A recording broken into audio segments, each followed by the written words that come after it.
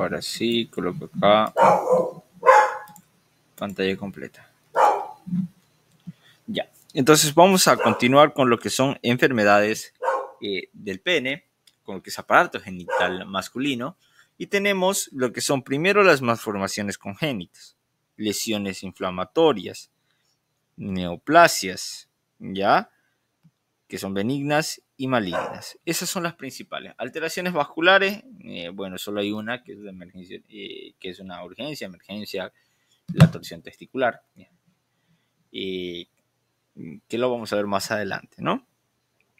Entonces, malformaciones congénitas son las más frecuentes, es cuando hay un orificio que está fuera, anómalo, más que hay, ¿no? Y que está en la parte distal de lo que es la uretra, un orificio anómalo de esta uretra.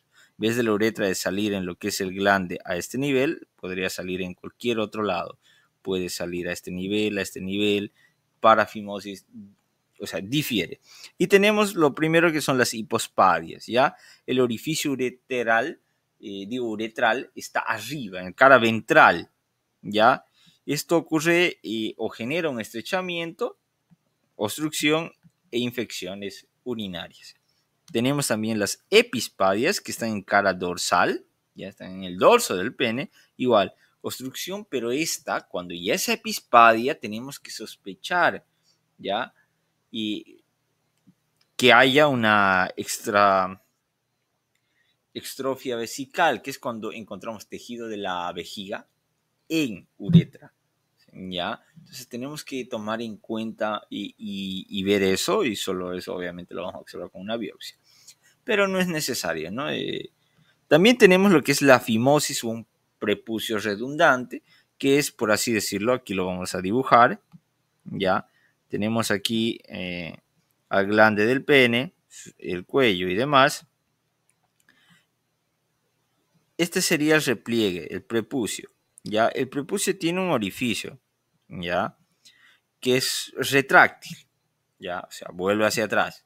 Entonces, cuando se va a realizar lo que es la micción, pues retraemos este prepucio y esto queda por acá, digamos.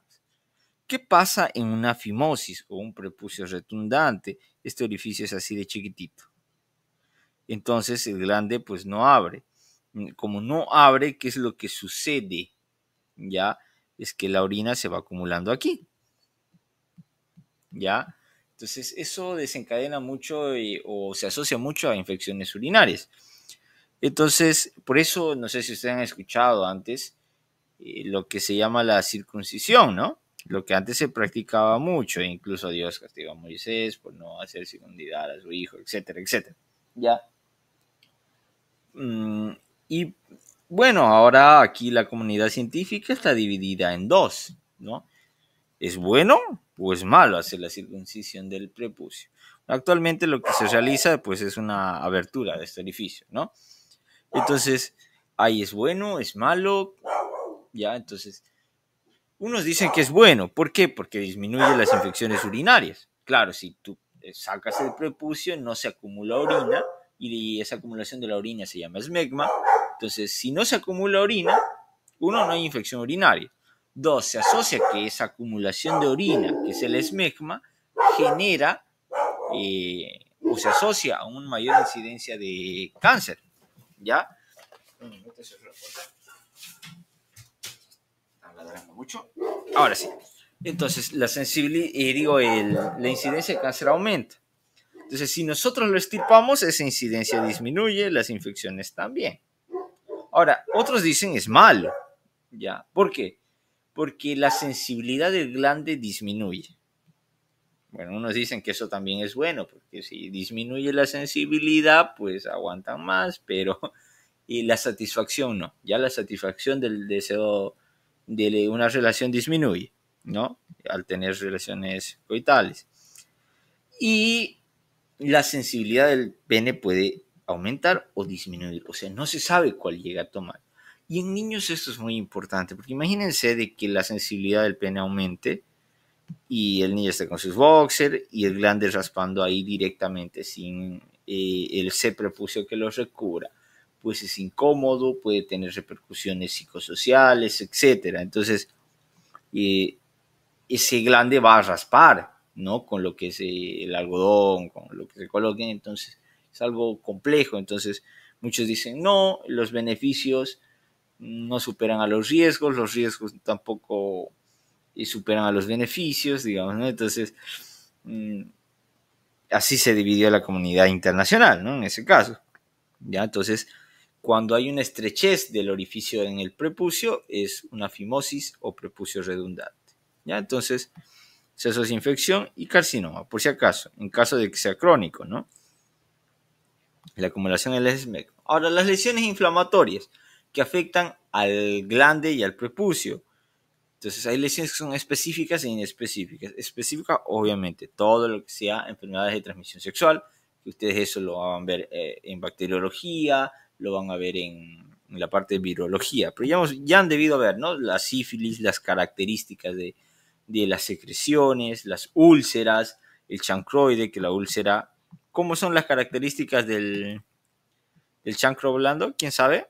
¿Quién se acuerda de bacterio? ¿Y cuáles son las características de la úlcera de la sífilis?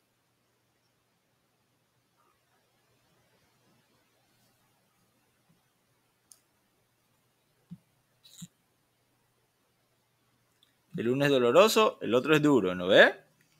La linfadenopatía venérea, que esto pues se asocia a inflamación de ganglios, o sea, todo esto son infecciones de transmisión sexual. Herpes genital, que son úlceras múltiples, dolorosas, sobre vesículas rodeadas de zonas equimóticas, zonas, no equimóticas, una base eritematosa, mejor dicho, y granulomas inguinales, o sea, todas infecciones de transmisión sexual que ustedes ya han visto.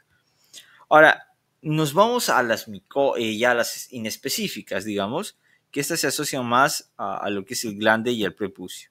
Ya las específicas, bueno, las inespecíficas tenemos la balanopostitis, ¿ya? Esta balanopostitis, ¿ya? Se asocian o producen fimosis, pero por gérmenes, ¿ya? Y esta fimosis suele ser congénita, o sea, así nacemos, por así decirlo, en el caso de que sea anómalo, ¿no? Pero en este caso ya es por un germen que genere eso. Uno, ¿por qué puede ser que se genere esa estrechez del conducto? Inflamación. Esa inflamación ya, tanto del glande como del surco balano prepucial, hace que el prepucio se adhiera a la pared. Este es el glande, el prepucio se adhiere y se pega, por así decirlo ahí. Entonces, el prepucio ya no retrae. Entonces, esa es la balonopostitis. Otras son las micosis, ¿ya? La famosa Candida albicans, la monilla, que afecta a piel, pene, escroto y pliegues, asociado mucho a diabetes mellitus. Tumores. Tenemos las lesiones premalignas. Bueno, aquí vamos a repasar algunas preguntas de examen que han sido, defina qué es epispadia, hipospadia. El orificio del prepucio anormalmente pequeño es secundaria inflamación, predispone a carcinoma, se refiere a una fimosis, ¿no? Prepucio. Si hablamos de un orificio de la uretra, ya piensan en hipospadias, epispadias, ¿ya? Ahora, aquí tenemos una pregunta del 2020. La enfermedad de Bowen se presenta, ¿ya? Todos, digo, en escrotos, prepucio, glande y piel del pene, ¿ya? En todos, ¿ya? Esta tenemos que diferenciarlo, ¿ya? De otras patologías, ¿ya? Eso tienen que estudiarlo muy bien porque es pregunta de examen, ¿ya? Enfermedad de Bowen versus balanopostatitis versus otras enfermedades que ahorita vamos a ver, ¿ya? Entre estos dos tenemos ¿quién? Acá la enfermedad de Bowen, una lesión premaligna. ¿Qué es la enfermedad de Bowen? Es un carcinoma in situ. Ya en neoplasias vimos, ¿no? Que tenemos aquí un CA, ¿ya? Tenemos las células epiteliales, vamos a dibujarlas acá. Un célula epitelial que está sobre una membrana basal, no importa el epitelio que tenga, ¿ya? no importa el epitelio ahorita. Está apoyado sobre una membrana basal, debajo hay tejido conjuntivo laxo, ¿ya? Debajo del tejido conjuntivo laxo, después siempre va a haber una muscular, ¿ya? No siempre, pero a veces, ¿ya? En esa muscular ya hay vasos sanguíneos, ¿ya? Y esos vasos sanguíneos llegan acá también, pueden llegar ahí, ya esta muscular. Entonces, ¿qué es lo peligroso de un cáncer? ¿Ya? Se dice in situ cuando el cáncer no ha penetrado la membrana basal. Y hemos dicho que el epitelio, ¿qué es? Avascular. Sabemos por histología que es avascular. Entonces, los cánceres ya no van a metastizar mientras estén in situ. Si pillamos un cáncer in situ, hay que sacarlo, ¿ya? En el caso, porque puede hacerse maligno, ¿ya?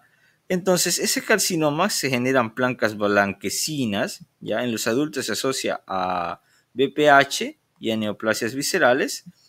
Se pueden transformar en, sea epidermoide, también llamado espinocelular o escamocelular, y producen síndromes paraneoplásicos. ¿Qué es un síndrome paraneoplásico?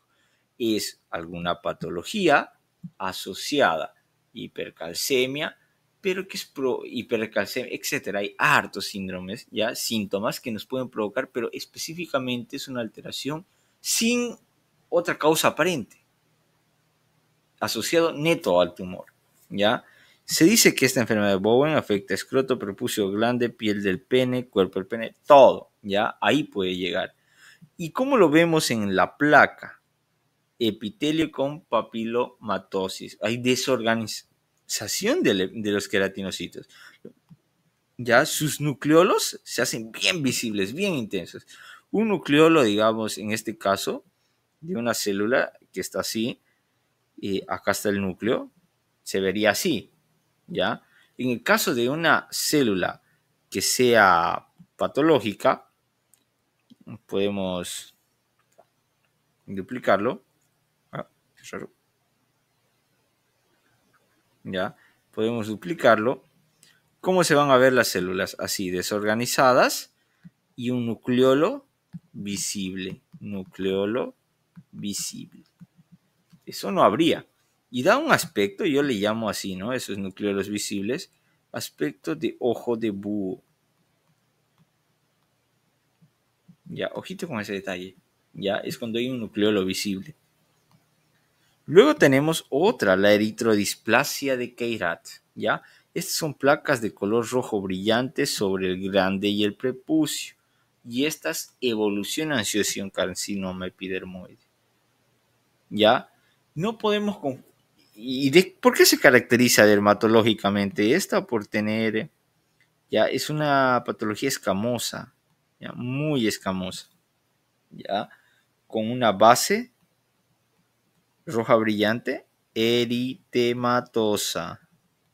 Ya, esa es la clave. Base eritematosa. Entonces tenemos tumores que son benignos y tumores que son malignos. Ya, en los tumores benignos tenemos el condiloma acuminado.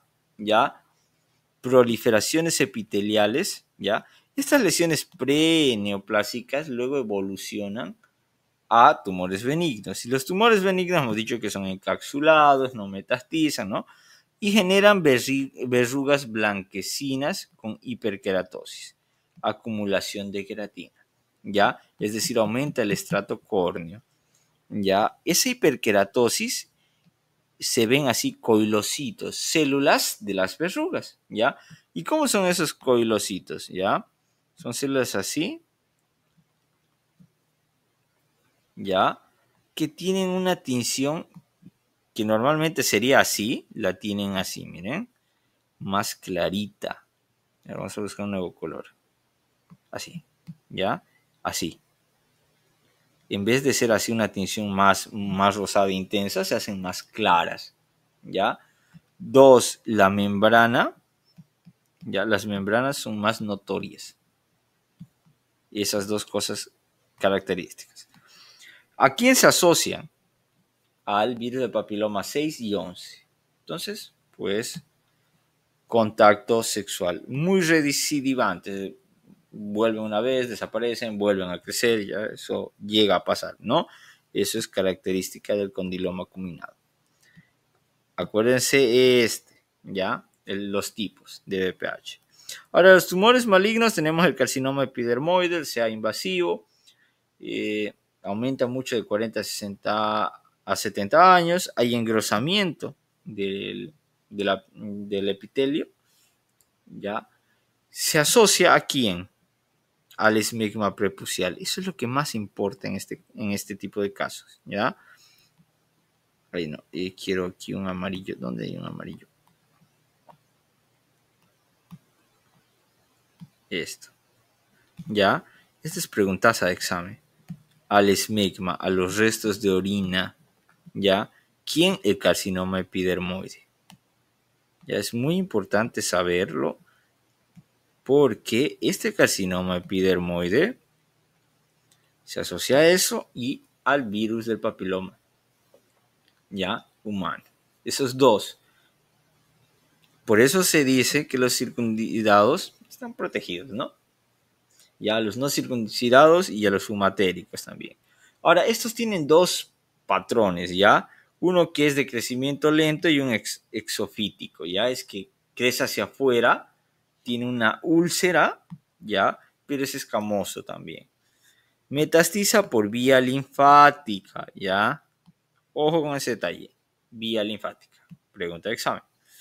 Los ganglios linfáticos regionales se inflaman, en especial los ilíacos, ¿ya? Y a la característica histológica, ¿ya? Se dice que se ven perlas o globos córneos, así lo menciona el doctor y el libro. Hiperkeratosis concéntrica, ¿ya? Así, la célula y delante del otro, así, ya, prácticamente. Luego tenemos el carcinoma verrugoso o papilosis florida. Hay una variante del carcinoma epidermoide que es bien diferenciada, ¿ya? Tiene bajo potencial maligno, se parece a las células normales. ¿Cuál es la característica? Hiperplasia. Es una lesión solitaria, destructiva e invade localmente. ¿Y se asocia a quién? Tipo 6 y 11. Esa es la preguntaza de examen, ¿ya? El virus del papiloma humano. Luego tenemos el carcinoma in situ, ¿ya? Que hemos visto ya dos acá que tenemos que asociar. Y este se asocia al tipo 16 y 2, enfermedad de Bowen y papulomatosis bowenoide. Tenemos que diferenciar esas dos, ¿ya? Entonces, la enfermedad de Bowen son placas solitarias o múltiples. Hay atipia celular y ausencia de maduración ordenada, ¿ya? No, y se localizan en todos estos sitios que ya se pregunta de examen. Ahora, ¿con qué lo diferenciamos de una papulomatosis bowenoide? Estas son pigmentarias, jóvenes, ¿ya? Pigmentarias. Y solo ocurren genitales externos, ¿ya? Entonces te preguntas de examen, ¿ya? Ahora, en lo que es el testículo y el epidídimo, encontramos lo que son las malformaciones congénitas, ¿ya? Tenemos dos, la criptorquidia y la atrofia testicular. Por ejemplo, ¿quién tenía esto? Hitler. ¿Qué es la criptorquidia? Es un fracaso en el descenso testicular, es unilateral más frecuentemente, pero en la criptorquidia ya hay dos cosas que tenemos que diferenciar. Criptorquidia de ectopía del testículo. Ya tenemos que diferenciarla de eso. ¿Por qué? En la criptorquidia, ya, el testículo se forma en la región aorta mesonéfrica, ¿ya? Es decir, del riñón más abajito. Y desde ahí desciende a través del conducto inguinal, baja hasta llegar a escroto, ¿no? Digamos que este es el escroto. Tiene que bajar desde aquí arriba hasta aquí abajo, ¿ya? Entonces, la criptorquidia es que el testículo no llegue a escroto y se quede o en el lugar que se formó o en todo su trayecto. La ectopía del testículo, cuando el testículo se desvió, ¿ya? Queda en cualquier otro lugar que no sea en el trayecto, ¿ya? Esa es la diferencia entre ectopía del testículo y criptorquidia, ¿ya? Entonces tenemos alteraciones del desarrollo, el epitelio germinativo, hay cambios histológicos ya asociados a los estados de criptorquidia, menor desarrollo del epitelio germinativo, engrosamiento de la membrana basal, lo que se llama hialinización de la membrana basal, pregunta de examen del tubo seminífero, fibrosis intersticial, medio relativo a los cambios en las células de Leydig. ¿Qué complica la criptorquidia? Esterilidad, mayor riesgo a tumores y algunas hernias. En el caso de que sea, por ejemplo, una criptorquidia o una ectopía del testículo que termine en por ejemplo, en fosa femoral, ¿no? En el triángulo femoral. Ahora, la atrofia testicular hay diferentes causas. Hay primarias y secundarias. Primarias se refieren a causas genéticas directas y por causa netamente que ocurran en el testículo. Uno de ellos es el síndrome de Klinefelter, que hay una normalidad en los cilios, ¿ya? Por lo que, en este caso, estereocilios. En los cilios hay parálisis de los estereocilios, por lo que, pues ahí, el testículo se va degenerando por la poca, y además por todos los trastornos genéticos que esté presente. Ahora, secundarias tenemos criptorquidia, enfermedades vasculares, trastornos hormonales, desnutrición, quimio y radioterapia. ¿Ya? Eso, ahí hacemos una pregunta. ¿La criptorquidia es masa dolorosa, febril, unilateral, afecta a todo el testículo? No. B, ausencia del descenso testicular. Sí, es un fallo, pero está dentro del trayecto.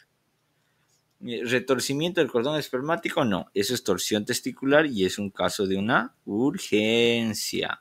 ¿Ya? Acúmulo de la túnica vaginal, eso es un hidrocele, lo vamos a ver más adelante. ¿Por qué es importante corregir una criptorquidia? De dos ejemplos, ¿no? Porque va a generar dos cosas. Uno, riesgo a neoplasias. Dos, esterilidad. ¿Y qué más hemos dicho? Hernias. ¿Ya? Entonces pueden colocar cualquiera de esas tres. Ahora, los trastornos inflamatorios, más frecuente, lo encontramos en epidídimo. ¿Ya? Excepto en sífilis, que este sí afecta en testículo, ¿ya? Y aquí empezamos así. Los inflamatorios inician en epidídimo. A cambio, la sífilis inicia el trastorno en el testículo y posteriormente afecta epidídimo, ¿ya? Ojito con ese detalle. Ahora tenemos los primeros trastornos inflamatorios inespecíficos, la epididimitis y la orquitis, ¿ya? También esta se llama la epididimitis aguda, ¿ya? Se relaciona a infecciones urinarias que contaminan, ¿no? El conducto deferente. En niños, bacilos gram negativos. En adultos, infecciones de transmisión, infecciones de tracto urinario, como por E. coli o pseudomonas. Y en hombres jóvenes sexualmente activos, tenemos que sospechar de clamidia trachomatis o de Neisseria gonorrea, ¿ya?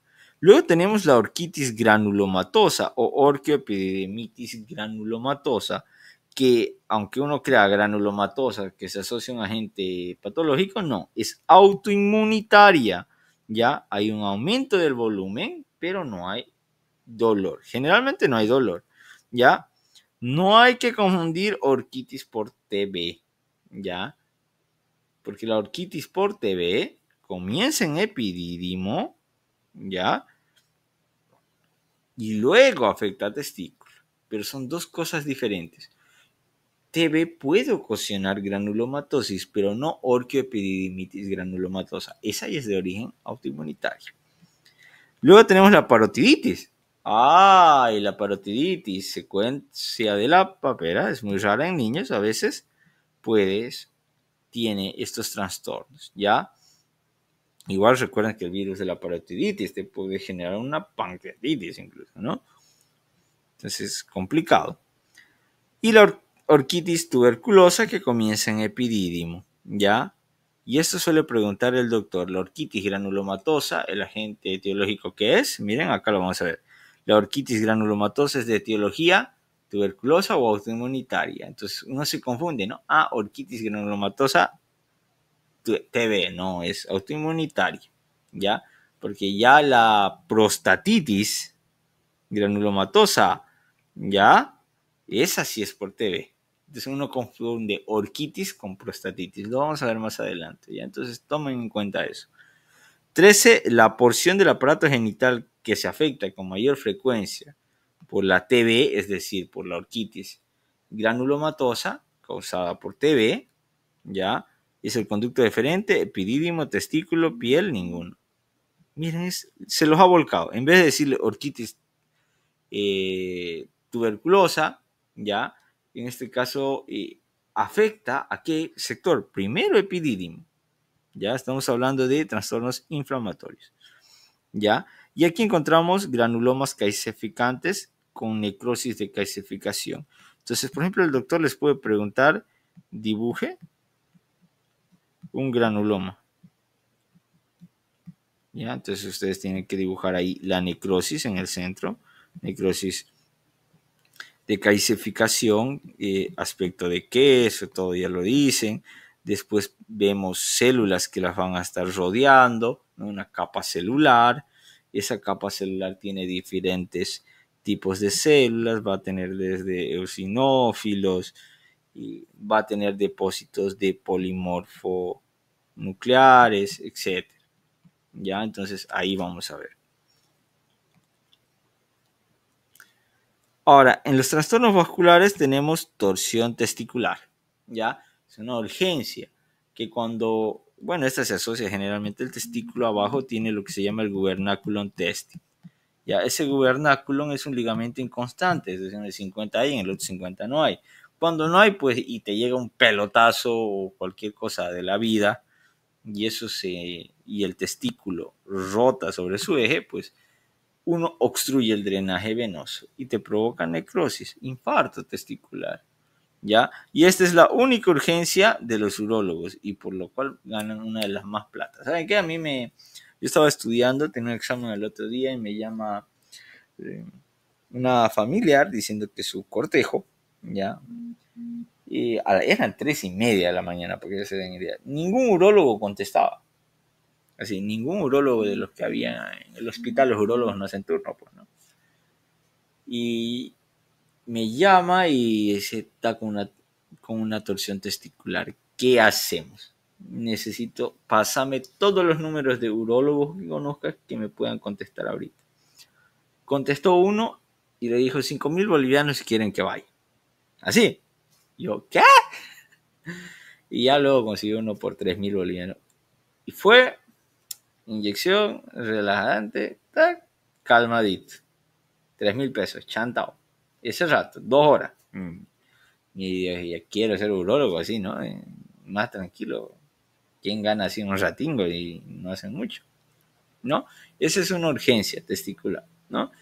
Y a veces sí o a veces hay que hacer una leve intervención, ¿no? O una maniobra, ¿no?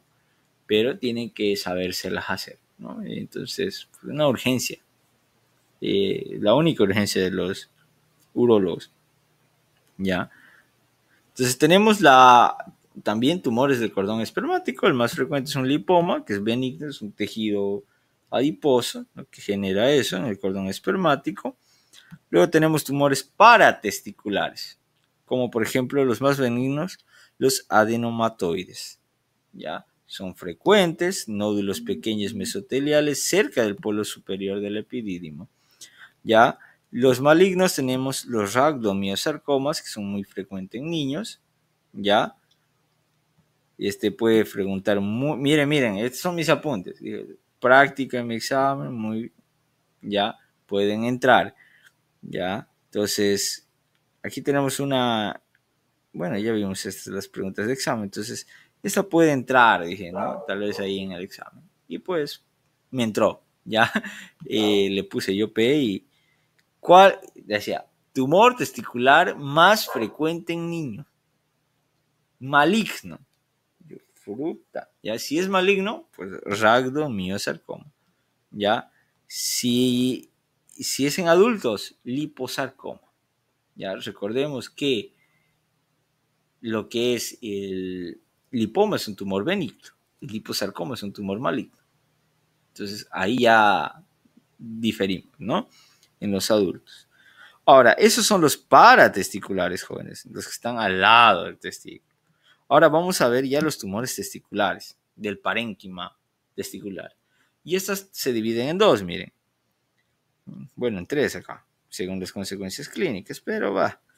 Tenemos tumores de las células germinales y tenemos de los cordones o del estroma, es decir, parénquima, estroma. Entonces, dentro de estas células germinales, el 95% son acá. ¿Y factores de riesgo qué? Criptorquidia genéticos y síndrome de disgenesia testicular. Es decir, hipospadia o criptorquidia, mala calidad espermática y exposición intrauterina, es decir, que haya tenido en vida fetal exposición a pesticidas y estrógenos, estrógenos, ¿ya? O esteroides, ¿ya? Tumores con un patrón testicular, digo, con un patrón histológico. Hay unos que son con un patrón histológico y otros con varios. Los mixtos son los más graves, ¿ya? Entonces, el primer patrón histológico es el seminoma clásico, ¿ya? Bueno, tenemos que es el 30 al 50% de los casos, de 30 a 40 años, y son de crecimiento lento. Ahora, ojo, ningún tumor testicular, todo está ya contraindicado biopsia. ¿Por qué está contraindicada la biopsia? Un tumor testicular. Porque los tumores se diseminan, ya las vías de metástasis, por tres lados. ¿Quién se acuerda? Vía vascular, vía linfática, ¿y quién se acuerda la tercera? ¿Cuáles son las vías de diseminación de un tumor?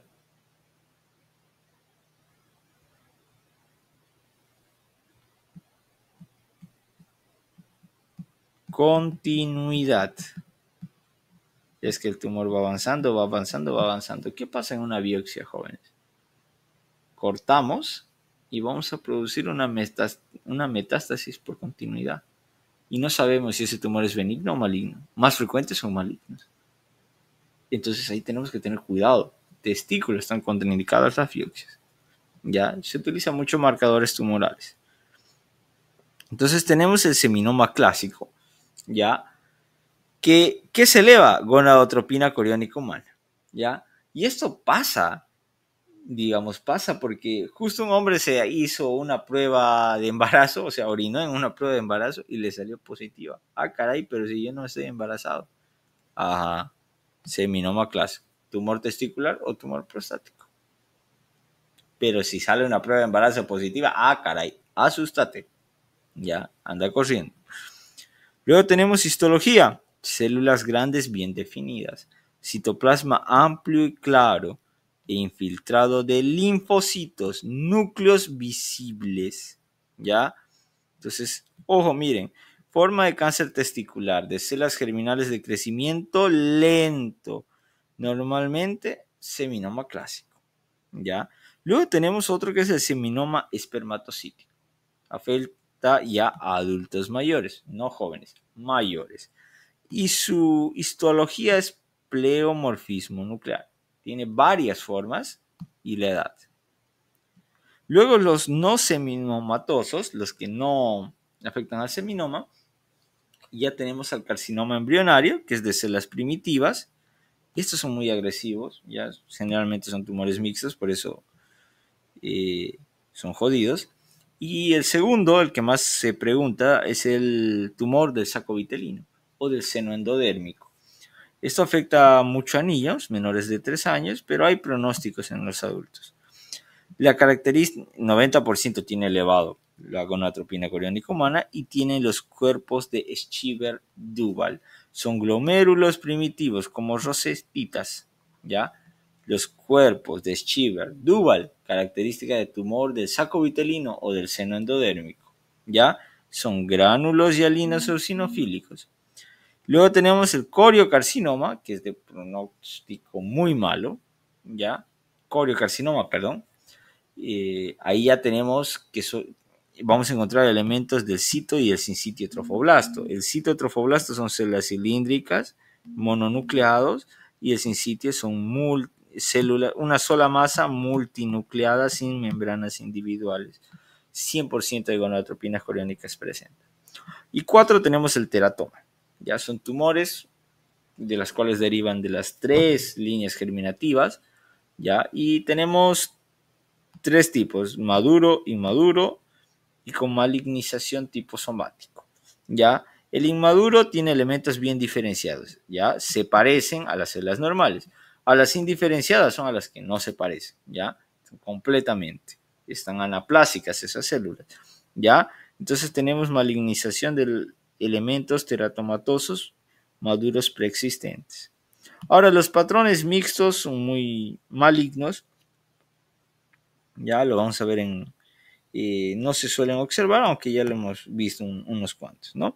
Luego tenemos los tumores de cordales o del estroma gonadal, que son ya más funcionales. Tenemos el estroma de las células de Sertoli, que pues una masa donde no hay alteración, pero sí puede afectar bastante. Luego tenemos las células de Leydig, que esta sí te produce alteración hormonal. ¿Por qué? Porque las células de Leydig producen testosterona. ¿Ya? Entonces hay que tomar en cuenta eso. ¿Ya? Y pues ahí, en el caso de que haya una hipersecreción de lo que son andrógenos, es decir, testosterona, pues los supermachos, ¿no? El síndrome. Luego hay lesiones diversas de la túnica vaginal. Recordemos las capas del escroto y tenemos la túnica vaginal y la túnica albugia. Entre las dos, ahí podemos encontrar, por ejemplo, hidrocelia, acumulación de líquido seroso. Ya prácticamente es edema. Hematocele, que es sangre. Ya, que puede ser traumatismo, torsión o lo que se llama la diástesis, que es cuando hay una extravasación, ¿no? De la sangre que va de los vasos a ese espacio, al quilocele, al espermatocele, al varicocele y al mesotelioma maligno. Entonces, el quilocele es acumulación de linfa, espermatocele es de semen, varicocele es una dilatación de las venas del cordón espermático y esto le puede producir infertilidad, ¿ya? Porque pues comprime el cordón espermático, etcétera, y pues genera después una estenosis. Y luego el mesotelioma maligno en túnica vaginal. Ahora, ¿cuál es el diagnóstico diferencial? ¿Ya? Diferencial entre un mesotelioma maligno y cualquiera de estas dos, un hidrocele o un hematocele. ¿Ya? Es un examen físico, ya que se hace la prueba de transluminación. Ya prácticamente con una linternita,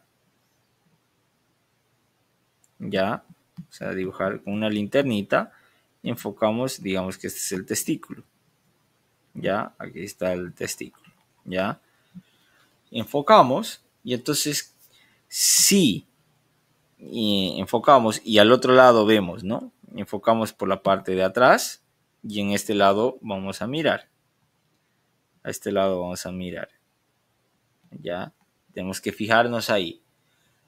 Si llega un reflejo, ya, es hidrocele o hematocele o quilocele, cualquiera, o sea, traspasa, hay una transiluminación, como que vemos, pero si no se ve, hay un mesotelioma maligno, ya, porque el mesotelioma va a bloquear la luz por completo. En cambio, el líquido no, el líquido conduce nomás, en este caso, la luz, o refracta la luz, mejor dicho. Consecuencias clínicas de los tumores de células germinales: metástasis vía linfática, hematógena o por continuidad, si hay lesión de alguna de las capas testiculares. Ahora, la vía hematógena, ¿a dónde afecta más? Pulmón. Tumores testiculares de células germinales metastizan al pulmón. ¿Pero por qué metastizan al pulmón y al hígado principalmente? ¿Por qué? Doble sistema capilar.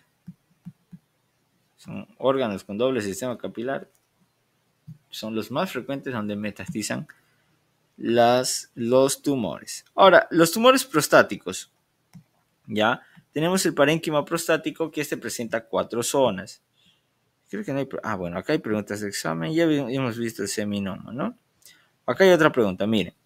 Si la histología de un tumor testicular encontramos células grandes, bien definidas, con citoplasmas claros, infiltrados linfocíticos, corresponde a un seminoma clásico, ¿ya? Infiltrado linfocitario y citoplasma claro. Nos diferencia de todo lo demás. Miren acá, es la misma. Linfocítico, claro. Tumor sacrovitulino, nada que ver. Seminoma espermatocítico, no. Puede tener infiltrado, puede tener citoplasma claro, pero hay pleomorfismo nuclear. O sea, el núcleo está de diferente manera, puede estar pícnico, puede estar, o sea, difiere, ¿ya? Entonces, eso nos ayuda a diferenciar mucho, ¿ya? Ahora, bueno, ya vimos eso. Hay varias preguntas que me están faltando de acá, qué raro. Bueno, se los voy a mandar esto y el documento de, ¿cómo se llama de mi OneDrive para que lo vean? Porque estos cuerpos de Chiver-Duval, preguntaza de examen. Es raro que no estén acá. Cuerpo de Chiver-Duval es preguntaza de examen, a ver si están acá. Miren, la diseminación por vía hematógena de los tumores testiculares de origen germinal afecta principalmente a pulmón. El término hematocele se refiere a hemorragia en la túnica del testículo. Y así vamos a encontrar diversas. Esto es de Chiver-Duval, es preguntaza de examen, ¿ya? Siempre se pregunta. Ahora, el teratoma se asocia también a elevación de gonadotropina coriónica y alfa-fetoproteína. Luego tenemos la próstata, tiene una zona periférica, una zona central, una zona de transición y una periuretral.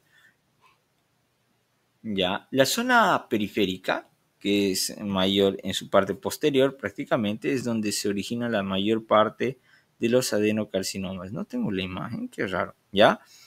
La mayor parte de los adenocarcinomas en zona posterior, prácticamente periférica. Entonces, entre la zona de transición y la periuretral hay hiperplasia nodular, ¿ya? Entonces, no confundan que la zona de transición y periuretral hay hiperplasia nodular, genera obstrucción urinaria, lo que lleva, pues, por lo que está bien cercano a la uretra. Si dibujamos, esta sería la uretra, acá la próstata, y aquí tendríamos la zona periuretral, ¿no? Entonces, imagínense que hay un aumento de células, me va a ocluir la uretra, ¿no? Entonces, tomar mucho eso en cuenta. En cambio, en su zona periférica, pues se asocia a tumores malignos. Por eso antes se hacían tacto rectal muy frecuentemente. ¿Por qué? Porque si había un endurecimiento de la zona periférica, podíamos detectar los tumores antes de que se manifiesten con obstrucción urinaria, ¿no? En el caso de ser malignos. ¿Ya? Entonces tenemos el sitio de origen de un carcinoma prostático, zona periférica o posterior, acá, ¿no? Zona periférica posterior. Deme un minuto, por favor, tengo una llamada.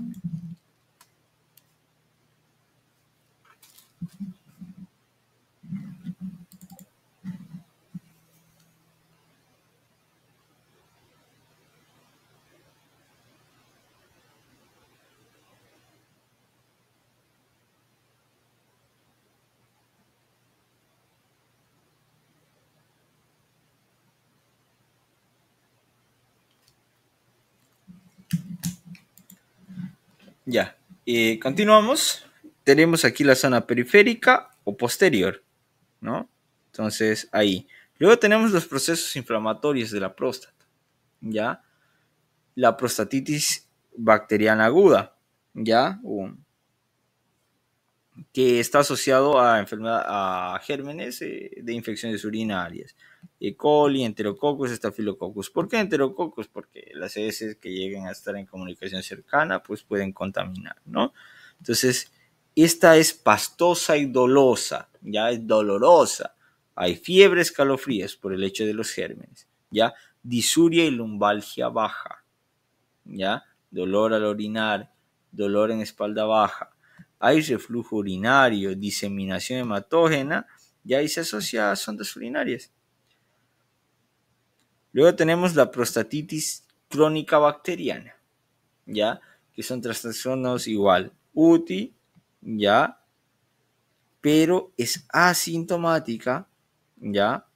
Se asocia a dolor lumbar bajo, pero infecciones urinarias recurrentes. Es lo que le causa. UTI a repetición, es lo que te tiene que llamar, ¿ya? La atención para diagnosticar una prostatitis crónica bacteriana. Y una abacteriana, ¿cómo la diferenciamos? Es la más frecuente, ¿ya? Está en personas sexualmente activas y es clamidia trachomatis o uroplasma urolítico. Son las dos causas más comunes.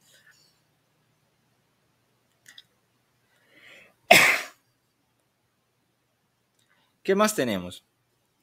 Tenemos la prostatitis granulomatosa. Esta causa, pues, la causada de una prostatitis granulomatosa es la TB o BCG, ¿no? Bacilo de Calmette-Guerin. Luego tenemos la hiperplasia prostática benigna o hiperplasia nodular, que tiene una máxima incidencia a partir de los 60 años, ¿ya? Esto es por una estimulación en una hiperplasia por la dihidrotestosterona, ya un andrógeno que deriva de la testosterona debido a las 5, una reducción, ¿no? En lo que es la 5-alfa reductasa, ¿ya? Para que la hidrotestosterona se transforme en testosterona tiene que haber 5-alfa reductasa, ¿ya? Donde hay hiperplasia, hemos dicho en zona de transición o periuretral. ¿Cómo se ve esa hiperplasia a la placa histológica? Pues nódulos grises pálidos, hipertrofia glandular, estroma fibromuscular proliferativo, metaplasia escamosa. La clínica, poliquiuria, dificultad en la micción, obstrucción uretral, ¿ya? O extrauretral extrínseca, hiperplasia prostática benigna. Chorro urinario defectuoso, es decir, nicturia, voy a orinar en las noches. Encima, orino un rato y al ratín otra vez tiene una retención de una pequeña orina que no salió, ¿ya? Luego tenemos hipertrofia vesical, retención de orina, éstasis o obstrucción urinaria crónica, ¿ya? Y puede producirte una hidronefrosis. ¿Qué es lo que pasa en una hidronefrosis? Aquí tenemos la uretra, ¿ya? Por la obstrucción, la orina vuelve, ¿ya? La orina vuelve, dilata la pelvis, dilata los senos renales y genera hematomas capsulares, ¿ya? Esa hidronefrosis por la presión que hay va destruyendo el parénquima renal. Ojo con ese detallito. Luego tenemos el carcinoma prostático o el adenocarcinoma, que muy frecuente en varones de 65 y 75 años. Ya hemos dicho zona posterior, es dura, palpable al tacto, leñosa y tiene vías de metástasis, ya hematógena. Y un carcinoma prostático, ¿dónde se va a metastatizar principalmente? En huesos. ¿Quién está más cerca de la próstata? La columna vertebral. Ahí metastiza, ¿ya? Metastasis osteoblástica se llama, ¿ya? Igual por vía linfática, ¿ya? Esos dos son los principales. Entonces aquí resolvemos las preguntas de examen. Etiología de una prostatitis abacteriana crónica se caracteriza por abacteriana crónica relacionada con infecciones de transmisión sexual. No. Autoinmunitaria tampoco. ¿Es rara? No, es muy frecuente. ¿Los cultivos son positivos? No, hemos dicho que para que sea crónica abacteriana, los cultivos tienen que salir negativos. Entonces, la respuesta es ninguna. La etiología de la prostatitis granulomatosa está relacionado con la TB, pero si en vez de prostatitis yo les digo acá orquitis, ¿cuál sería la respuesta?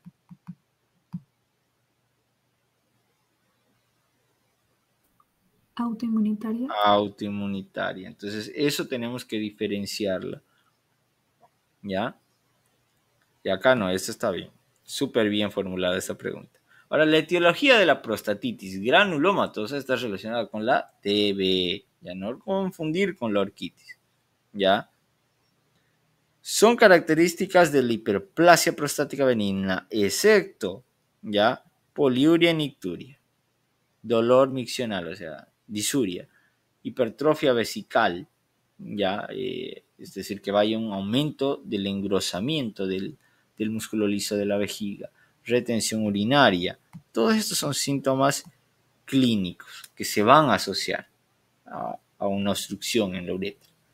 Pero glándulas quísticamente dilatadas, nada que ver. Esto lo vamos a ver en genitales femeninos. Se llaman quistes de Nabot, ya, característica para identificar vagina. Y cuando estos son obstruidos quedan dilatados, así que nada que ver esto, glándulas quísticamente dilatadas. ¿Cuáles son los mediadores del crecimiento de hiperplasia nodular benigna? Ya, la dihidrotestosterona con la 5-alfa reductasa y también estrógenos. ¿No? Cualquiera de esos dos pueden generar. ¿Cuáles son manifestaciones clínicas de la hiperplasia prostática benigna? Poliuria, dolor semiseñal. Lo que está en la misma pregunta teórica, la volvemos pregunta práctica.